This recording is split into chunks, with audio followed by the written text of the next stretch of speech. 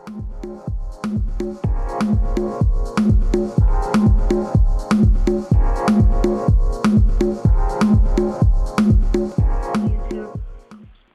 I'm here today to show you guys how I installed my chunky box braids.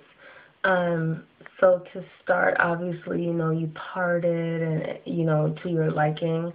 I parted them pretty big because I just didn't want to do so many braids. I just, especially for the first time, I just didn't have the patience. I didn't feel like it. So I think I have, let's see, I have 3 braids on the very bottom row. Then the next row up, I have 4 braids. And then the next row up, which starts, I guess, the half of my head, I have like 4 or 5 braids. And then I guess the braids start to increase more as I get to the top. And I wanted to do my braids in a way that was kind of like an art. Like, I don't know if when you go to the African hair salons to do it, that they, do it with these intentions. But I know for me, like, I wanted it to have some brown pieces peep out, and I wanted some blonde pieces to peep out. I don't know if you guys can tell, but these are 2 different browns. And I did that intentionally. I just thought that it would be cool. I thought that it would be funky that way.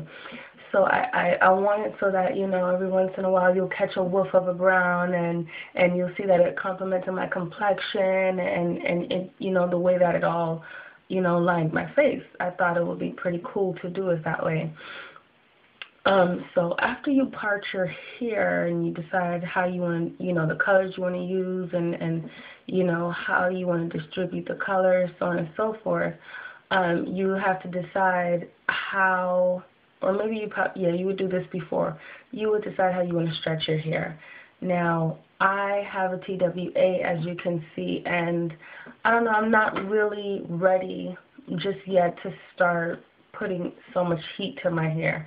I will admit there was at least 2 parts that I went through and I flat ironed it just to make it a little bit easier. But this specific part I did not flat iron. I didn't do anything to it, just some grease or whatever. But I didn't like putting blow drying, the blow dryer in my hair, and I didn't like flat ironing it. I just felt like I was back in my relaxed days where I ran the iron through my hair and I heard this, and I was just like, no, I don't want to go back there. This is not, why I'm here. At least just not yet. Like, while I'm still getting used to my hair, I just wasn't comfortable doing that just yet. So while I was still getting used to my natural hair, I just kind of want to find other methods. And I will recommend just maybe stretching it the day before you do your plaits, your braids. Maybe you can, this is, I guess, what you would call stretch, and it's been stretched just by having the braids in. And I just took this out so I could show you guys how I installed it, but it's pretty stretched. So it's going to be fairly easy to put it back in. As you can see, the ends of it is where the, where my hair coils, and it's coarse. It's still in its natural state. It's not as stretched as like down here. So it's because it's been puffing out. Like, some other parts of my hair is already starting to puff out because I do moisturize it, and it's getting a little coily and it's starting to come out through the braids. But anyway, stretch your hair or not. If you don't stretch your hair, it's just going to be a little bit harder to install, but, that's not a huge deal. Let me straighten this out. So it's up to you. So after you got your part together and it's all stretched and whatever, I use a grease or a moisturizer, whatever. I just put it on my fingertip and just go through and oil my hair itself. I just want to keep everything nice and moist. So you can see that it's nice and moist. Get some of it on the scalp itself. And you can comb it. I'm more of a finger comber these days, so go ahead and comb that through. And then here's the hair. So, and like I said before, I learned how to do extensions while I did it to my hair. It was a learning process, so it was a lot of putting in and taking back out, putting in and taking back out. That's why it took me 7 hours to do this. Anyway, at first I was just holding in half and then, installing into my hair. But then I realized that I don't really want the bottom to be a blunt cut straight across. I want it to fall. Let me see if I can find a good example. I want it to fall and look natural. I didn't want it to look straight on the ends like this does. I wanted it to look more organic or more natural. So let me try to find a good example. I wanted it to look more like this. So I didn't want it to fall straight. So you're going to have to, if you just take the hair out of the bag and then put it in this way, it's going to be a blunt cut straight across unless you stretch it. So if you hold the hair and you have two pieces, you kind of just, I developed my own way to do it, but you just kind of flip them together. Flip them, it's already in its ways, let's see. Okay, here we are. Okay, so here's the 4 that it started with. It started with 4 sides, and all I did was pretty much flip one side like that, flip the other side like that, and then pull them together. So as if you're trying to pull 2 hairs against each other, right? And then it becomes 2. That's how it ends up being before I put it into my hair. Then I get some grease onto my hands. Now I feel like the moisturizer helped to tame the hair, to keep it from detangling. So I kind of just put it along, you know, the hair itself, just to smoothen it out. Then I grab the hair, I enter it in as 2, and my hair would be the 3rd string out of the plait. So a plait, or these, you know, this braid pattern takes 3. Takes 3 strands. So my hair is the 3rd one, and this is 1, this is 2. So at the knot, I put it in my hair, and I hope you guys can see this.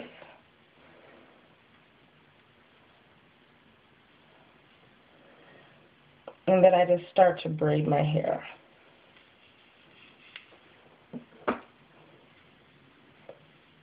So as you can see, my hair is the 3rd strand. Here's 1, here's 2. So I'm going to do it again. So to get the 3-strand braid, you need 3 strands. My hair is one of the strands, and then here goes 2 more strands. Okay? I put it in.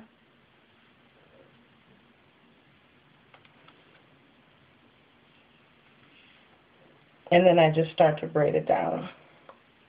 Okay? My hair 1 strand, the extension 1 strand, the extension 1 strand. Okay? I keep braiding down until I get almost to the end of my hair. So I don't know if you guys heard that, but I keep braiding down until I get to almost the end of my hair. And then I start to separate the extension into a 3rd piece that will go along with my hair.